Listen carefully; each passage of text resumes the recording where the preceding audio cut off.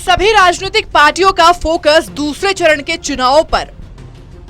उत्तर प्रदेश में पहले चरण की वोटिंग खत्म हो चुकी है और अब सभी राजनीतिक पार्टियों का पूरा फोकस दूसरे चरण के चुनावों पर है और इसमें 55 सीटों के लिए वोट डाले जाएंगे।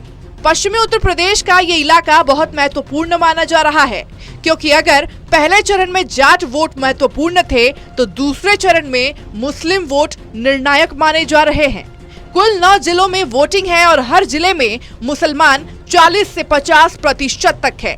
कुछ सीटें तो ऐसी हैं जहां मुस्लिम मतदाताओं की संख्या 65% तक है, इसलिए ये चरण बहुत महत्वपूर्ण माना जा रहा है।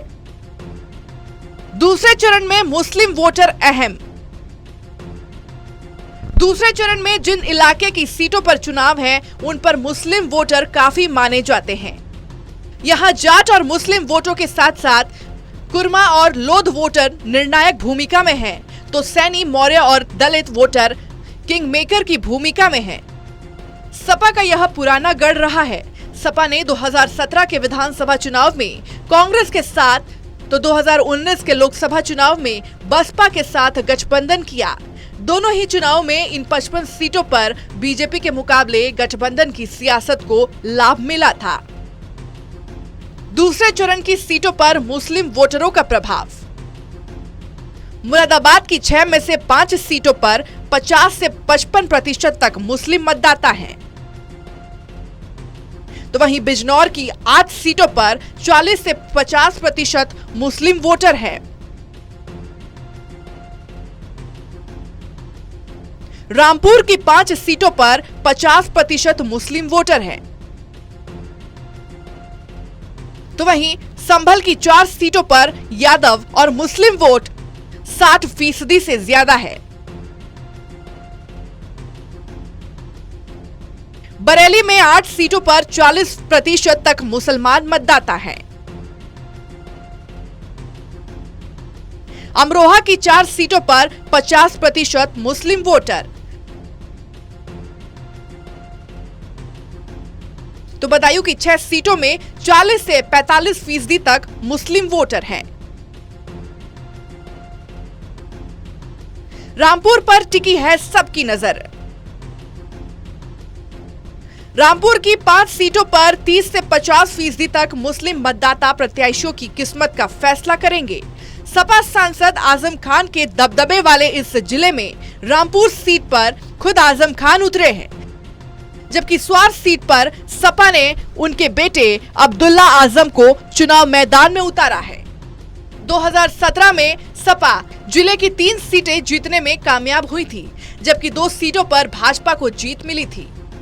इस जिले की स्वार सीट पर भाजपा के सहयोगी दल अपना दल ने मुस्लिम चेहरे हैदर अली पर दाव लगाया है, जबकि अन्य सभी सीटों पर भाजपा के हिंदू प्रत्याशी चुनाव मैदान में उतरे हैं।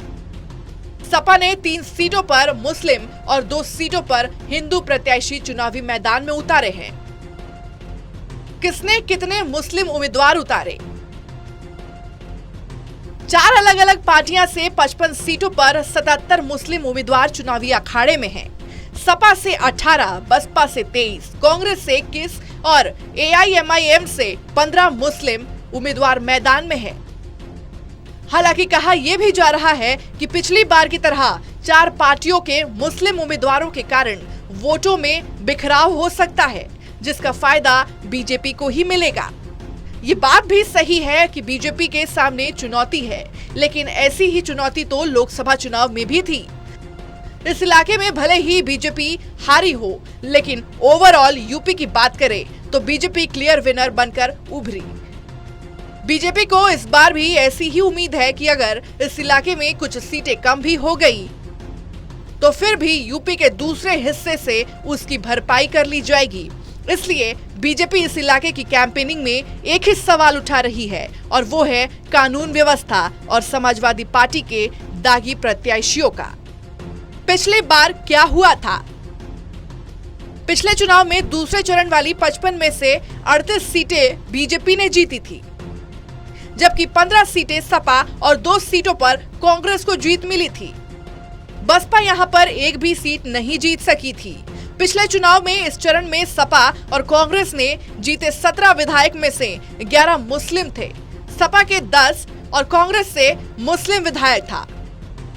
हालांकि इस बार के सियासी समीकरण बदले हैं और सपा, बसपा, कांग्रेस और AIMIM अलग अलग चुनाव लड़ रहे हैं।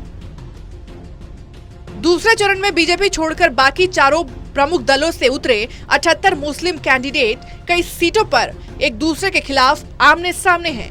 राजनीतिक विश्लेषकों का मानना है कि पिछली बार की तरह ही चार मुख्य पार्टियों के मुस्लिम उम्मीदवारों के आपस में टकराने और मुस्लिम वोटों के बिखराव होने की स्थिति में ही बीजेपी अपना पुराना चुनावी आंकड़े को हासिल कर सकती है। वहीं अगर मुस्लिम वोट एकजुट रहा तो बीजेपी के लिए चुनौतीपूर्ण होगा।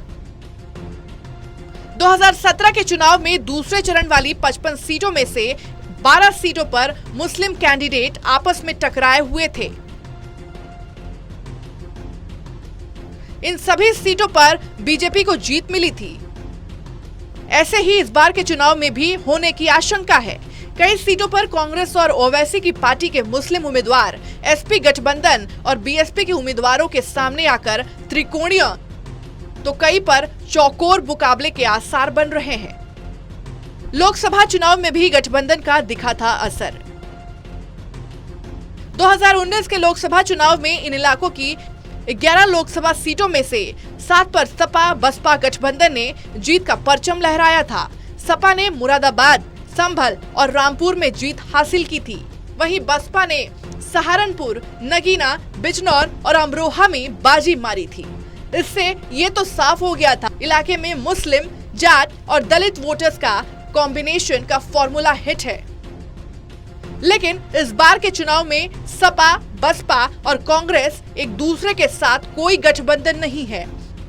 बसपा ने जहां अधिकतर सीटों पर मुसलमानों पर दाव खेला है, वहीं कांग्रेस और ओवैसी की AIMIM ने भी मुस्लिम प्रत्याशी ही उतारे हैं। जानकारों का क्या कहना है? राजनीतिक जानकारों का कहना है कि इस बार सपा, कांग्रेस और बसपा तीनों अलग अलग चुनाव लड़ रहे हैं। सपा के साथ रालोद का गठबंधन जरूर है, मगर इस गठबंधन को तभी कुछ सफलता मिल सकेगी जब जाट और मुस्लिम 2013 से पहले वाली स्थिति में साथ साथ आए।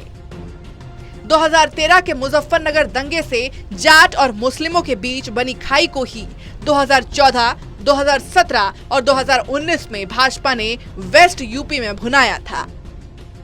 बहरहाल सपा, बसपा, कांग्रेस और ओवैसी की पार्टी सभी की नजर इस मुस्लिम वोट बैंक पर है।